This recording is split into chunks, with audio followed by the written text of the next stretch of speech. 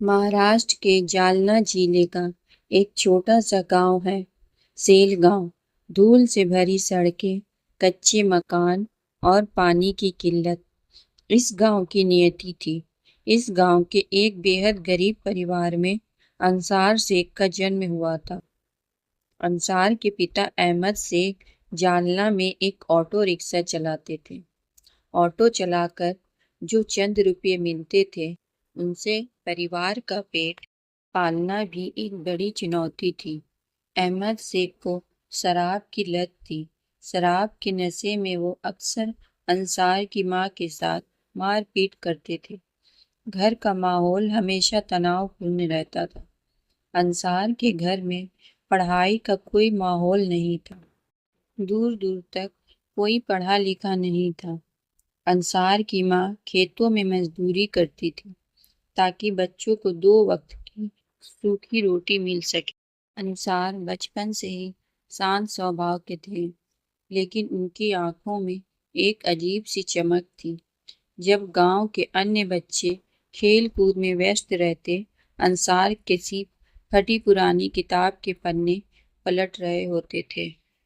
उनके पास नई किताबें खरीदने के पैसे नहीं थे, इसलिए वे स्कूल के दोस्तों से पुरानी किताबें मांग कर पढ़ते थे। अंसार पढ़ाई में बहुत तेज थे, लेकिन गरीबी हमेशा उनके साथ रास्ते का कांटा बनी रही। जब अंसार चौथी कक्षा में थे, तब उनके पिता ने साफ कह दिया, हमारे पास आगे पढ़ाने के पैसे नहीं हैं। अंसार को भी किसी दुकान पर काम पर लगा देते हैं। ये सुनकर अंसार के स्कूल के शिक्षक अहमद शेख के घर पहुंचे।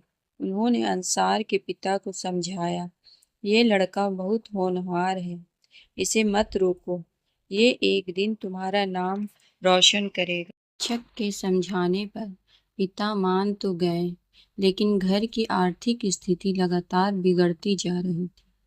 अब घर चलाने की जिम्मेदारी अंसार के छोटे भाई अनीक शेख पर आ गई। अनीस पढ़ाई में अच्छे थे, लेकिन उन्होंने अपने बड़े भाई के सपनों के लिए एक ऐतिहासिक त्याग किया। अनीस ने 7वीं कक्षा में ही स्कूल छोड़ दिया और जालना के एक गैरेज में गाड़ियों को धोने और साफ करने का काम शुरू कर दिया। अनीस दिन भर कालिक और मोबिल ऑयल से सने हाथों से काम करते और शाम को जो भी मजदूरी मिलती, उसे लाकर अंसार के हाथों में रख देते। अनीस हमेशा कहते थे, भाई मैं भले ही अनपढ़ रह जाऊं, लेकिन तुम्हें बहुत बड़ा आदमी बनना है, तुम बस पढ़ाई पर ध्यान दो।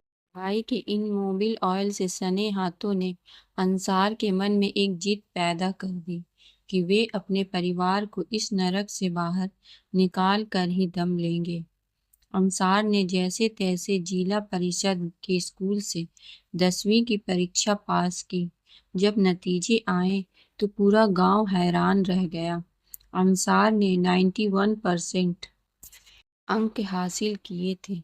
इस सफलता ने अंसार के हौसले को आसमान पर पहुंचा दिया। आगे की पढ़ाई के लिए वे जालना के बार वाले कॉलेज में गए। 12वीं की परीक्षा में भी उन्होंने अपनी प्रतिभा का लोहा मनवाया और 85% अंक प्राप्त किए। अंसार अब कला के क्षेत्र में आगे बढ़ना चाहते थे, इसलिए उन्होंने पुणे की प्रतिष्ठित फर्ग्यूसन कॉलेज में दाखिला लेने का फैसला किया। पुणे जैसे बड़े और महंगे शहर में रहना अंसार के लिए किसी सपने जैसा था। फर्ग्यूसन कॉलेज में जहां अमीर घरों के बच्चे महंगी गाड़ियों और ब्रांडेड कपड़ों में आते थे, वहीं अंसार के पास सिर्फ 2 जोड़ी साधारण कपड़े थे। वे कॉलेज की कैंटीन में सबसे सस्ता खाना ढूंढते थे। इसी कॉलेज के दौरान एक दिन अंसार ने अपने कॉलेज के प्रोफेसर से पूछा, सर समाज में जो ये गरीबी है, भ्रष्टाचार है, इसे बदलने के लिए सबसे ताकतवर पद कौन सा है? प्रोफेसर ने मुस्कुराकर जवाब दिया, आईएएस ऑफिसर, यानी जिला कलेक्टर। यही वो पल था जब अंसार के जीवन को एक निश्चित दिशा मिल गई। उन्होंने ठान लिया कि वे यूपीएससी की परीक्षा देंगे और आईएएस अधिकारी बनेंगे। यूपीएससी की तैयारी का रास्ता अंसार के लिए कांटों भरा था। कोचिंग की फीस लाखों में थी, जबकि अंसार के पास रहने और खाने की भी पैसे नहीं थे। उनके भाई अनीश अपनी पूरी तनख्वाह पुणे भेज देते थे, लेकिन वो भी कम पड़ जाती थी। अंसार ने दिन में सिर्फ एक बार खाना खाना शुरू किया ताकि पैसे बचाए जा सके। वे पूरे दिन में सिर्फ 2 रुपए की चाय और सूखी रोटी खाकर लाइब्रेरी में 14-14 घंटे पढ़ाई करते थे। लेकिन इस आर्थिक तंगी के बीच अंसार को एक ऐसा जख्म मिला जिसने उन्हें अंदर तक झकझोर दिया। पुणे में जब वे अपने लिए एक किराए का कमरा ढूंढ रहे थे, तो कई मकान मालिकों ने उनका उपनाम शेख सुनकर कमरा देने से साफ मना कर दिया। समाज का ये भेदभाव देखकर अंसार की आंखों में आंसू आ गए। मजबूरी में पढ़ाई के लिए छत खोजने की खातिर अंसार ने अपना नाम बदलकर शुभम रख लिया। एक पीजी में उन्होंने शुभम नाम से कमरा लिया। अंसार बताते हैं कि वह दौर उसके जीवन का सबसे कठिन दौर था। उन्हें हर पल डर लगा रहता था कि अगर किसी को उनकी असलियत पता चल गई तो उन्हें बीच मझधार में बाहर निकाल दिया जाएगा। वे अपने ही देश में अपनी पहचान छुपाकर रहने को मजबूर थे, लेकिन इस दर्द ने उनकी पढ़ाई की आग को और भड़का दिया। अंसार ने अपने आंखों के सामने सिर्फ एक ही लक्ष्य रखा था, यूपीएससी परीक्षा। उन्होंने राजनीति विज्ञान को अपना वैकल्पिक विषय चुना। वर्ष 2015 में मात्र 21 वर्ष की उम्र में अंसार अपनी पहली यूपीएससी परीक्षा में बैठ प्रारंभिक परीक्षा पास हुई। फिर मुख्य परीक्षा भी उन्होंने अपनी कलम की ताकत से क्रैक कर ली। अब बारी थी सबसे अंतिम और कठिन चरण की। दिल्ली में यूपीएससी का इंटरव्यू सिटिंग इंटरव्यू के बोर्ड में देश के सबसे अनुभवी और वरिष्ठ अधिकारी बैठे थे। अंसार के सामने जब उनकी पृष्ठभूमि बैकग्राउंड आई तो बोर्ड के सदस्य भी हैरान रह गए। एक ऑटो चालक का बेटा, जिसका भाई गैरेज में काम करता है, वह उनके सामने बैठा था। इंटरव्यू में अंसार से पूछा, अंसार, आपकी पारिवारिक स्थिति बहुत खराब है। आपके पिता शराब पीते हैं।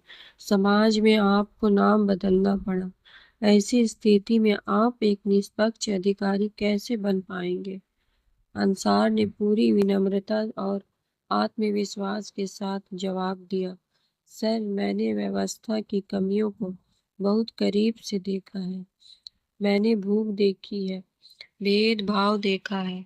इसलिए जब मैं कुर्सी पर बैठूंगा तो मैं किसी गरीब की फाइल को सिर्फ एक कागज का टुकड़ा नहीं समझूंगा। मैं उसमें उस गरीब की जिंदगी को देखूंगा। मेरा अतीत मेरी कमजोरी नहीं, मेरी सबसे बड़ी ताकत है।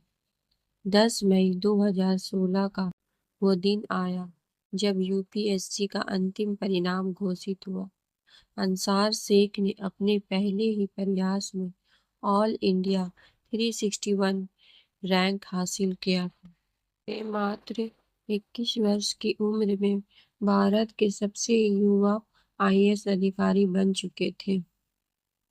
जब ये खबर अंसार के गांव सेल गांव पहुंची तो पूरे इलाके में जश्न का माहौल हो गया।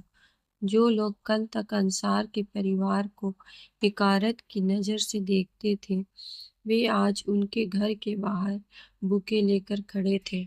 अंसार जब अपनी लाल बत्ती की गाड़ी से पहली बार अपने गांव पहुंचे तो पूरे गांव ने ढोल नगाड़ों से उनका स्वागत किया। पिता अहमद शेख की आंखों से पश्चाताप और गर्व के आंसू बह रहे थे। छोटा भाई अनीस, जिसके हाथ गाड़ियों का ग्रीस साफ करते करते काले पड़ चुके थे, उसने जब अपने बड़े भाई को गले लगाया तो मानो उसके जीवन की सारी थकान मिट गई।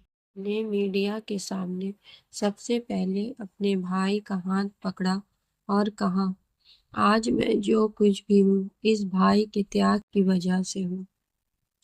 अंसार शेख की ये सच्ची कहानी हमें सिखाती है कि सफलता इस बात पर निर्भर नहीं करती कि आपका जन्म कहाँ हुआ है, बल्कि इस बात पर निर्भर करती है कि आपके सपनों में कितनी जान है।